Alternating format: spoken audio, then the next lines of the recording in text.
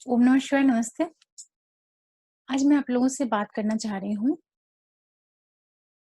जो राशिफल होता है या कोई भी जो प्रेडिक्शन होता है, उसमें सबसे जो सटीक रिज़ल्ट आता है, वो लग्न का क्यों आता है?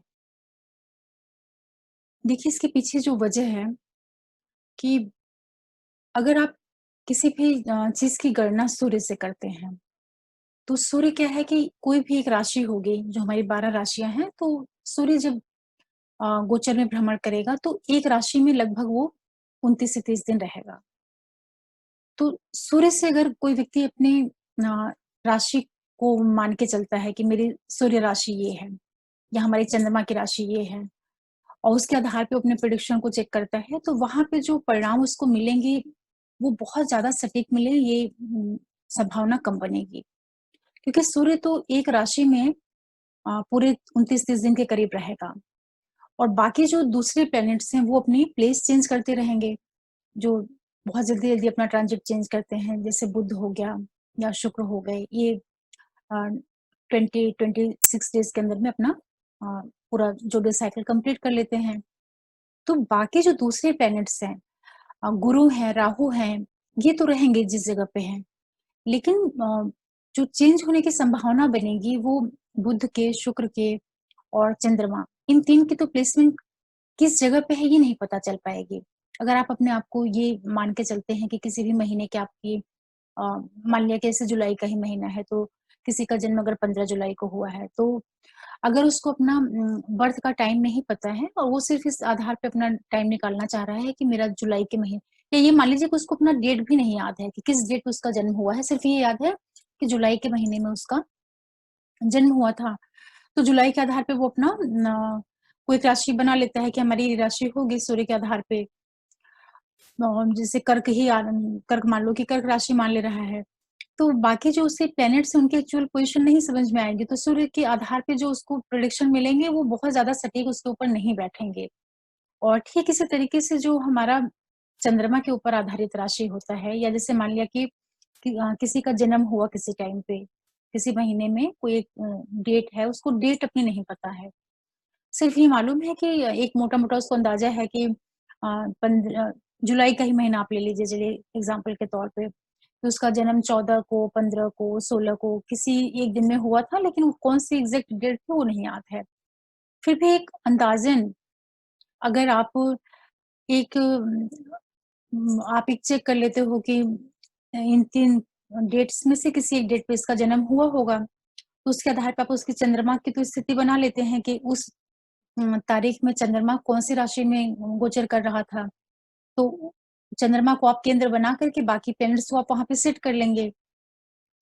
तो आपको लगेगा कि अब चंद्रमा के आधार पे जो हमारे प्लैनेट्स बैठे हुए हैं, वो हमें बिल्कुल सही प्रेडिक्शन दे देंगे, तो वहाँ पे भी फेलियर होने के चांसेस ज़्यादा आते हैं। क्योंकि आपको एग्ज़ैक्ट नहीं पता है ना कि आपका टाइम क्या था बर्थ का। अब तीसरे नंबर पे आप आइए लग्न के ऊपर।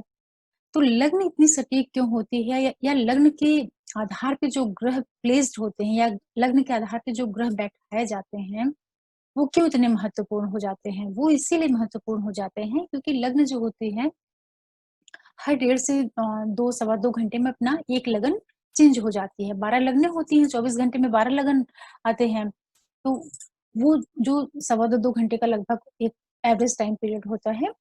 तो अगर एग्ज़ैक्ट टाइम आदमी को अपने बर्थ का पता होता है, तो उससे उसके लग्न के बारे में सही जानकारी मिल जाती है। तो जब लग्न आपको पता चल गई, तो लग्न बिल्कुल अ बहुत ही बिल्कुल पॉइंट की चीज़ है, बिल्कुल जो मेन चीज़ है, वो लगन आपको पता चल रही है, जन्म का समय पता होने से।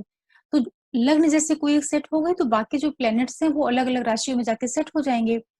तो लग्न के आधार पे फिर जो प्रेडिक्शन आएगी आपकी लाइफ में, बहुत ज़्यादा एक्यूरेट होगी।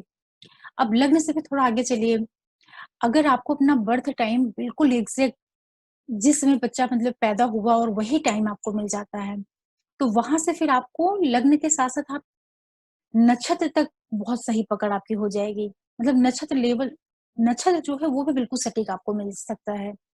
तो इसीलिए जब कोई भी हॉरोस्कोप में या ट्रांजिट में जब राशिफल बताया जाए, या ऐसे जनरल भी राशिफल बताया जाए, या कोई भी प्रेडिक्शन की जाए, तो जब वो नक्षत्र के लेवल पे जाकर के कोई चीज़ को प्रेडिक्ट किया जाता है या कैलकुलेट किया जाता है, तो वहाँ पे जो परिणाम निकलते हैं हॉरोस्कोप से, उनमें बहुत ज़्यादा संभावना बनती है कि जो रिज़ल्ट बताए जा रहे हैं, वो काफ़ी सटीक बैठते हैं व्यक्ति के ऊपर।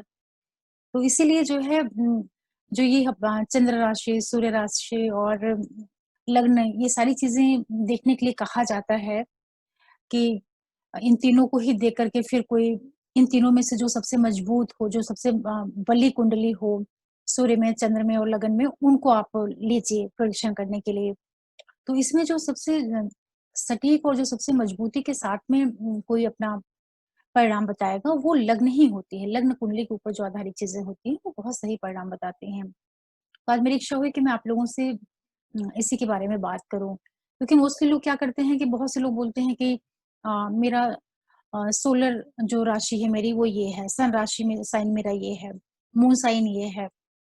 बहुत से लोग अपने सन साइन से भी अपना राशिफल या कोई ट्रांजिट के जो रिजल्ट आते हैं वीडियोज़ में, तो उनको देखना पसंद करते हैं। तो मैं आप लोगों को ये सजेशन दूँगी कि आप जब भी कोई वीडियो देखें या कोई आप एस्ट्रोलॉजी से रिलेटेड कोई आप राशिफल देख रहे हैं, ट्रांजिट का कुछ देख रहे हैं, तो आप प्रेफ़र किया करिए कि जो आपकी लगन है, लग्न के ऊपर जो आधारित आपका अ, संबंधित वीडियोज़ हैं प्रिडिक्शन के, उनको आप देखिए, वो आपके ऊपर अधिक सटीक बैठेंगे।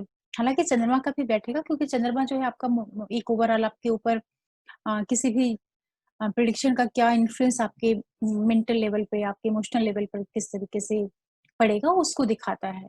लेकिन बाहर से जो चीज़ें आपको प्रभावित करेंगी, वो लग्न के ऊपर जो आधारित प्रिडिक्शन होगा, वो बहुत ज़्यादा एक्यूरेट बैठता है। इसीलिए जो है ये सूर्य, चंद्रमा और लगन का इतना ज़्यादा महत्व है। और जो उत्तरोत्तर बली होने का मतलब ये हुआ कि जैसे जो सबसे छोटी चीज़ है, तो सबसे छोटी चीज़ जो है वो नक्षत्र है। अगर नक्षत्र सही पकड़ में आ जाए, तो सारी की सारी जो गणनाएँ हैं वो बहुत सही हो जाती हैं। और चंद्रमा तो जो है वो महादशाओं के लिए ही है। महादशा का निर्धारण तो चंद्रमा से ही होता है। तो उसका भी रोल है, लेकिन मेरा ये अनुभव है कि लग्न से आधारित जो चीज़ें होती हैं प्रेडिक्शन की, वो ज़्यादा सही बैठती हैं। और आप लोगों को अगर मेरा ये वीडियो अच्छा लगा हो, तो आप लोग मेरे चैनल को सब्सक्राइब कर सकते हैं, लाइक कर सकते हैं, शेयर कर सकते हैं और बेल आइकन को ज़रूर से प्रेस करके रखें, जिससे मैं कोई नया वीडियो डालूँ तो नोटिफ़िकेशन आप लोगों को मिले। और अधिक से अधिक लोगों तक मेरे चैनल को पहुँचाइए, जिससे एस्ट्रोलॉजी की जानकारी सब लोगों को हो। आगे मैं आप लोगों के लिए फिर कोई एस्ट्रोलॉजी से रिलेटेड किसी टॉपिक पे कुछ लेके आऊँगी। तब तक के लिए ओम नमः शिवाय, नमस्ते।